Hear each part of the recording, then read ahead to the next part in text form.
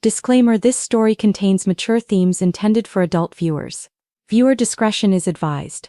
I always knew the silence in our marriage was hiding something, I just never expected it to have her name. It was past midnight when I heard it. A low, breathless murmur drifting down the hallway, tangled in the rhythm of creaking wood and muffled gasps. At first I thought I was dreaming, but then I heard him again. My husband whispering another woman's name like it belonged to his pulse. Not mine, hers.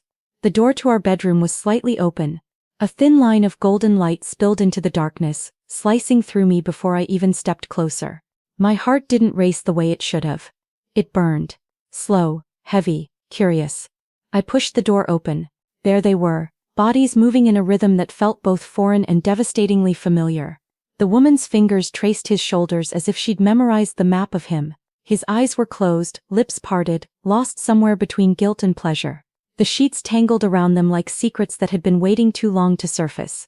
I should have screamed. I should have walked away. Instead, I sat down at the edge of the bed. The mattress dipped under my weight. Neither of them noticed at first. I watched the rise and fall of his chest, the way his jaw tightened, the way her hair brushed against his skin. My body betrayed me with a heat I couldn't ignore, a pulse that spread through my veins like fire meeting gasoline. It wasn't just anger, it was longing, a question that had been growing between us for months. When his eyes finally opened and found mine, the room shifted. Shock, shame, something else.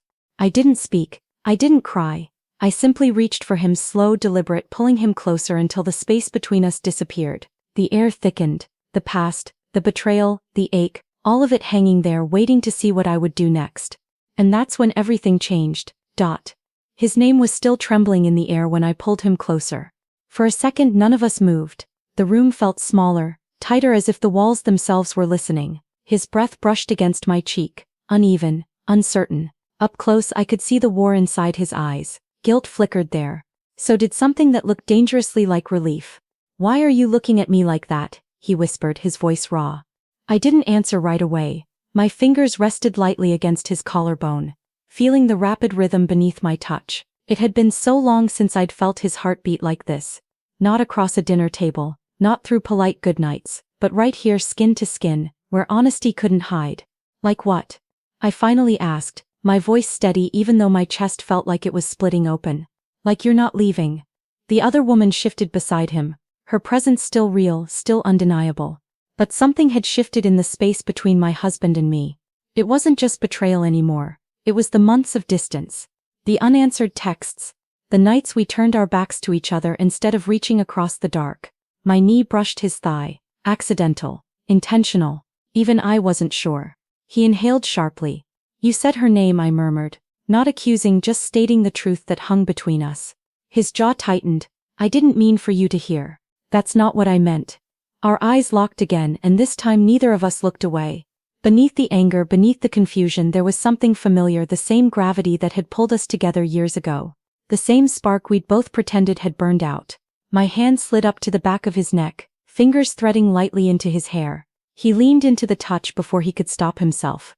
The heat wasn't just in the room, it was in the history, in the unfinished sentences, in the question neither of us dared to ask out loud. Were we broken or just unfinished?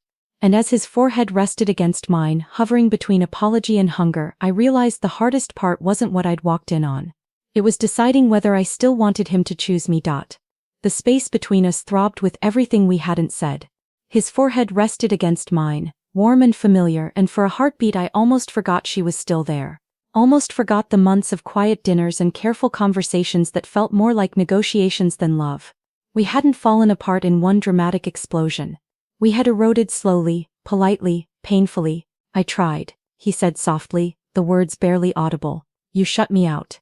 A flicker of hurt crossed my face.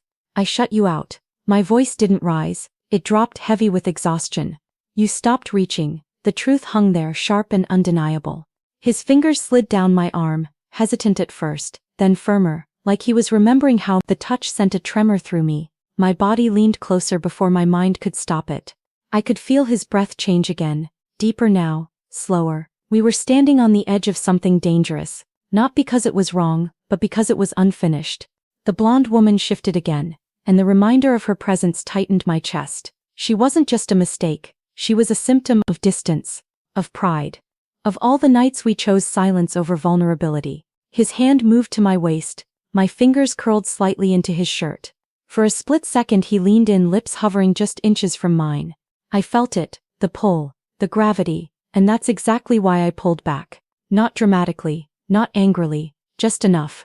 His eyes darkened, confused. Why? Because if you kiss me right now, I whispered, it won't just be a kiss. He understood. We both did. A kiss would mean forgiveness. Or surrender. Or war. My thumb brushed against his jaw, slow and aching. I wanted him not out of jealousy, not out of competition, but because somewhere beneath the wreckage he was still mine. And that terrified me more than anything. We weren't held back by her. We were held back by the truth that wanting each other was easy. Fixing each other was not. And the silence between us deepened. Not empty but charged. Like the air before lightning splits the sky. He looked at me the way he used to when we first met. Like I was both the question and the answer. The blonde woman slowly stood from the bed, reading the shift in the room without a word. There was no drama in her exit, no slammed door. Just the quiet understanding that whatever was happening now belonged to us. When the door clicked shut, the sound echoed louder than any argument we'd ever had. It was just him and me. You think I wanted her? He asked, his voice rough but steady. I swallowed.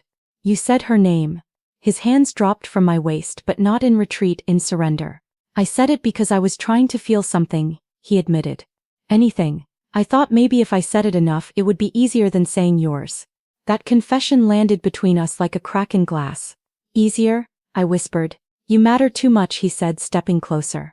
With you it's never just physical. It's history. It's the house we built. It's every version of myself I've ever been. My breath caught. The distance between us was barely there now, heat radiating from his body, his chest rising and falling inches from mine. My fingers pressed lightly against his heart, feeling it race beneath my palm. You hurt me, I said, but it wasn't sharp, it was fragile. I know. His hand covered mine, holding it there. And I hate that I did, but I never stopped wanting you. I stopped knowing how to reach you. The truth in his voice unraveled something inside me. All the nights I lay awake beside him pretending I didn't feel the absence. All the times I wanted to turn over and choose him. But pride stitched my spine straight. He lifted his hand slowly, brushing his thumb across my cheek. My eyes fluttered shut for half a second, just enough to feel it fully. When I opened them he was leaning in again, not rushed, not desperate, intent. Our lips hovered close enough to share breath, close enough that one more heartbeat would close the gap. The world narrowed to that space, and then, he whispered my name. That night the rain began without warning. It tapped softly against the bedroom windows at first, a quiet rhythm that matched the fragile steadiness of our breathing. The room was dim except for the amber glow of the bedside lamp, casting warmth over skin that had once known every inch of each other and then forgotten. He said my name again, not rushed, not desperate, just certain. Something inside me loosened. Outside the rain grew heavier, streaking down the glass like the months we had let slip through our fingers. Inside, the distance between us finally disappeared. His hands found my waist, not claiming, not demanding, just asking. I answered by stepping closer. My robe slipped from one shoulder, not as an invitation but as surrender to the moment. His fingers brushed my skin and it felt less like touch and more like recognition, as if my body had been waiting to be remembered. We didn't rush. We didn't speak. His forehead rested against mine again, but this time there was no hesitation in it. My hands moved up his chest slowly, feeling the rise and fall of breath that now matched my own. Her breath melted into his warm, steady, intimate until it was impossible to tell where one ended and the other began. The rain wrapped around the house like a secret. When he kissed me it wasn't a collision. It was a return, soft at first, searching, then deeper, not in hunger but in relief. The kind of kiss that carried apologies, forgiveness and years of unspoken longing all at once. My fingers tangled gently in his hair and his arms circled my back, pulling me into the safety we had both pretended we didn't miss. Their bodies spoke the words they couldn't say. Every brush of skin felt like rewriting history. Every shared breath felt like rebuilding something fragile and beautiful. The ache that had burned inside me earlier softened into warmth, not jealousy, not anger, just us. Outside thunder rolled low and distant. Inside we let go. And for the first time in months, the silence between us wasn't empty. It was full. Morning arrived quietly. The rain had stopped sometime before dawn, leaving the windows misted and the world outside washed clean. Pale sunlight slipped through the curtains, gentle and almost cautious, like it wasn't sure what it was walking into. I woke before him. For a few still seconds I simply listened to his breathing. Slow, even, peaceful in a way I hadn't seen in months. My head rested against his shoulder, my hand curved loosely over his chest. The warmth between us wasn't frantic anymore. It was steady, real. But so was the weight in my thoughts. Was last night love finding its way back home? Or just two lonely people afraid to let go? He shifted slightly, eyes opening to meet mine. There was no panic in them, no shame, just awareness. "Good morning," he said softly. The words felt fragile, important. Morning. We didn't rush to fill the silence. It wasn't awkward, it was layered, full of everything we now had to face. His fingers traced absent patterns along my arm, absent-minded but grounding. I let him. "I meant what I said," he murmured after a while. "About not knowing how to reach you." I swallowed. I didn't make it easy. That was the truth neither of us had wanted to admit before. We had both built walls and then blamed the other for not climbing them. A car door slammed outside. We both froze. Footsteps approached the front porch, slow, deliberate. A knock followed. Not aggressive, not timid, just certain. He looked at me, I looked at him. The past wasn't done with us yet. He slipped out of bed, pulling on yesterday's shirt, and walked toward the front door. I wrapped the robe around myself and followed halfway down the hall. When he opened it, she was standing there. The blonde woman. But she didn't look angry, she looked resolved. "I'm not here to fight," she said gently, her eyes flicking briefly toward me. "I just needed to return this." She held out his wedding ring, the one he'd stopped wearing months ago. My breath caught. "I found it in my bag last night," she continued. "I think it belongs where it was meant to stay." There was no bitterness in her voice, just closure. When she left, the house felt different. He turned toward me slowly, the ring resting in his palm like a question. This time, when he stepped closer, there were no walls between us, only choice. And for the first time in a long time, we were both ready to make it. He looked at the ring in his palm for a long time. Not like it was metal, like it was memory. The morning light softened the sharp edges of everything. The hallway, the silence, even the hurt. I stepped closer, close enough to see the faint imprint the band had once left on his finger. Close enough to feel the steadiness in his breathing. "Do you still want this?" I asked quietly. He didn't answer right away. Instead, he reached for my hand. "I don't want what we were," he said honestly. "I want what we could be, if we stop pretending we're not scared." That was it. The truth beneath all of it. Not betrayal. Not temptation. Fear. Fear of losing each other. Fear of not being enough. Fear of loving someone so deeply that it could undo you. I let out a breath I didn't realize I'd been holding. "Then choose it," I whispered. "Not me. Us." His fingers slid the ring back onto his hand, slowly, deliberately, like sealing something fragile but real.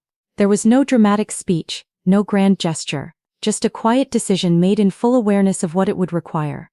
Work, honesty, vulnerability. He stepped closer until there was no space left between us. His hand cupped my face gently, thumb brushing along my cheek in a way that felt more intimate than anything the night before.